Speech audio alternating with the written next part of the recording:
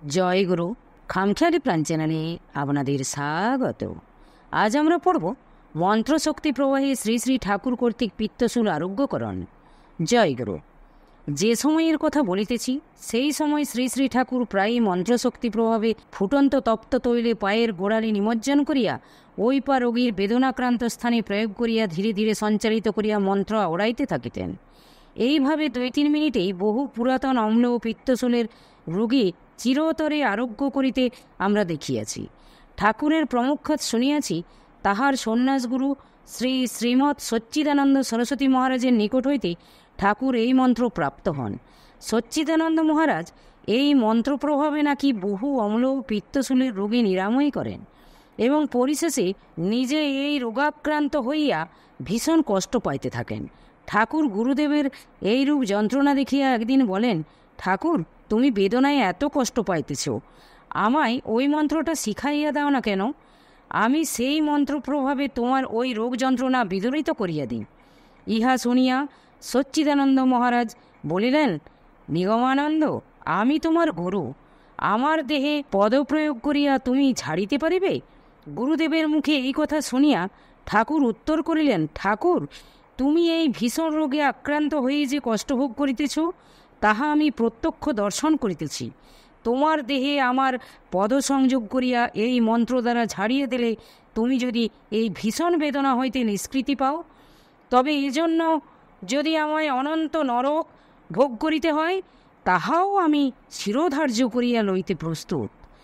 ঠাকুরের মুখে এই কথা শুনিয়া তদীয় গুরুদেব শ্রীমৎ সচ্চিদানন্দ পরমহংসদেব অত্যন্ত প্রীতিলাভ করেন এবং অবিলম্বে ঠাকুরকে এই মন্ত্র শিখাইয়া দেন। গুরুদেবের অনুমতিপ্রাপ্ত হইয়া শ্রী শ্রী ঠাকুর এই মন্ত্র প্রভাবে বহু রোগী চিরতরে আরোগ্য করেন। ইতপূর্বে কথা প্রসঙ্গে ভাওয়াল স্টেটের ইন্সপেক্টর শ্রীযুক্ত আনন্দচন্দ্র গঙ্গোপাধ্যায় মহাশয়ের নাম উল্লেখ করিয়াছি। এ কথা পাঠকগণের স্মরণ থাকিতে পারে। ওনার স্ত্রী বহুদিন যাবৎ ভীষণ পিত্তশূলের বেদনায় ভুগিতেছিলেন। ঠাকুর ফুটন্ত সরিষার তৈলের পায়ের গোড়ালি নিমজ্জন করিয়া ওই পা দ্বারা ঝাড়িয়া পিত্তশূলের বেদনা চিরতরে বিদরিত করিয়া থাকেন। এই কথা গাঙ্গুলি মহাশয় লোকমুখে জ্ঞাত হইয়া শ্রী শ্রী ঠাকুরের শরণাপন্ন হন। বেদনা বৃদ্ধিপ্রাপ্ত হইয়া যখন চরম সীমায় ওঠে ওই সময় ঝাড়িতে হয়, নতুবা মৃদু বেদনাকালে ঝাড়িলে কিছু কিছু বেদনা থাকিয়া যাইতে পারে। গাঙ্গুলি মহাশয়ের স্ত্রীর বেদনা সাধারণত রাত্রি 9-10টার সময় চরম সীমায় ওঠে। এই কথা শুনিয়া ঠাকুর বলিলেন, ওই সময়ই ছাড়িতে হইবে। অত রাত্রে গাঙ্গুলি মহাশয়ের স্ত্রীকে ছাড়িয়া দূরবর্তী রাজেন্দ্রবাবুর বাড়ি যাওয়া একটু কষ্টকর বলিয়া ঠাকুর ওই রাত্রে আমার শ্বশুর বাড়িতেই থাকিবেন সাব্যস্ত হইল। আনন্দবাবুর প্রার্থনা মতো ওই রাত্রে আনন্দবাবুর বাসাতেই ঠাকুরের ভোগের ব্যবস্থা হইল।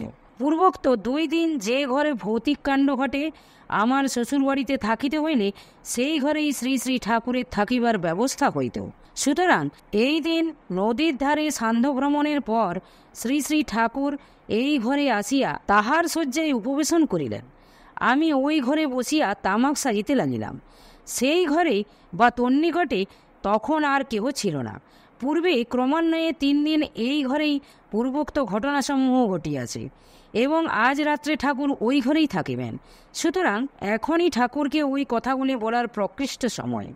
কেননা প্রকৃত ব্যাপারটি কি তাহা আজ ঠাকুর নিশ্চয়ই জানিতে সক্ষম হইবেন এবং পরিশেষে আমিও জানিতে পারিব। এই আশায় আমি মৃদু স্বরে ঠাকুরকে বলিলাম, ঠাকুর, যেদিন পীযূষ ঢাকা গিয়াছে সেই দিন হইতে এ কয়দিন প্রতি রাত্রে এই ঘরে নানা প্রকার অলৌকিক ঘটনা ঘটিতেছে। ইহা আপনাকে বলিব কি না বলিব এ কথা এ কয়দিন ভাবিতেছিলাম, কিন্তু আজ রাত্রে আপনি এই ঘরেই থাকিবেন, এই হেতু এখনই আপনাকে উহা জানাইয়া রাখা সঙ্গত মনে করি। আমার কথা শুনিয়া ঠাকুর বিশেষ আগ্রহের সহিত বলিলেন, কি ঘটেছে বলো তো শুনি। সঙ্গে সঙ্গে মুচকি মুচকি হাসিতে লাগিলেন।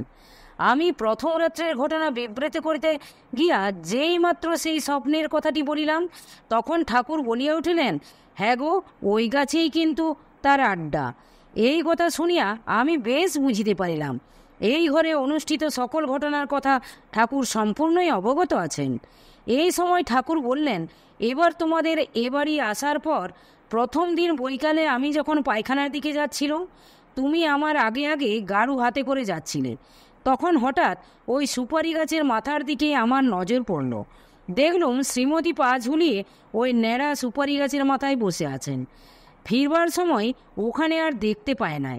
রাত্রে ইনিকে তদ্বিষয়ে সম্যক অবগত হয়েছিল। এই পড়ায় জনৈক গাঙ্গুলি নামে এক ব্যক্তি আছেন না, তার অমুক নাম্নী এক যুবতী মেয়ে কতক দিন পূর্বে মারা গিয়েছিল। সে অবিবাহিত অবস্থায় ও অপরিতৃপ্ত বাসনা নিয়ে মারা যায়। তোমার উপর ওর নজর পড়েছে। অতৃপ্ত বাসনা পরিতৃপ্তির জন্যই ও তোমার নিকট আসছে, কিন্তু তুমি শরীরী আর ও অশরীরী, কাজেই তোমার দ্বারা ওর আকাঙ্ক্ষা পূর্ণ হবার নয়। এই কথা শুনে আমি ঠাকুরকে জিজ্ঞাসা করিলাম, ওকে তাড়াইবার উপায় কি? ঠাকুর বললেন, কেন, তুমি ভয় পেয়েছো নাকি? আমি বললাম, না ঠাকুর, ভয়টই পায় নাই, কিন্তু ও যদি ভবিষ্যতে কোনো অনিষ্ট করে।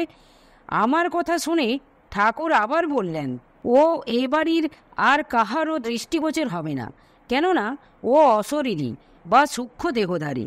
সূক্ষ্ম দেহধারীকে দেখতে হলে সূক্ষ্ম দৃষ্টিসম্পন্ন হওয়া চাই। এছাড়া অপরের নিকট যাওয়ার বা প্রকট হওয়ার এর কোনো প্রয়োজন নাই। কাজেই ওর দ্বারা অপরের কোনো অনিষ্টের আশঙ্কা নাই। ওর সাহায্যে তুমি এই জগতের অনেক কিছু জানতে পারবে।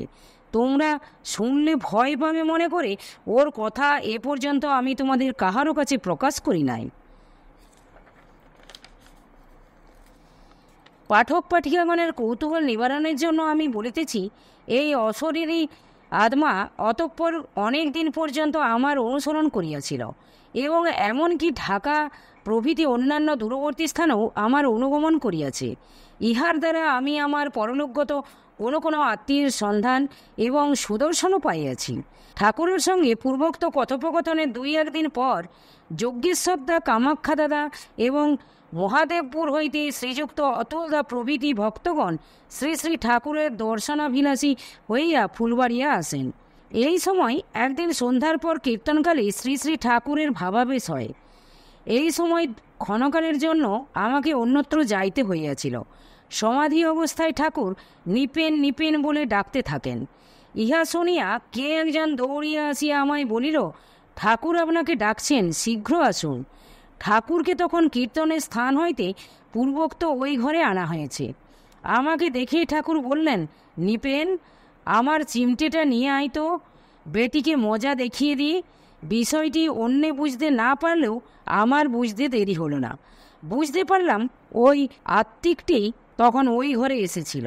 জয় গুরু, জয় গুরু। আজ এই পর্যন্তই। যদি আপনাদের ভালো লেগে থাকে তাহলে চ্যানেলটিকে সাবস্ক্রাইব করে সাথে থাকবেন।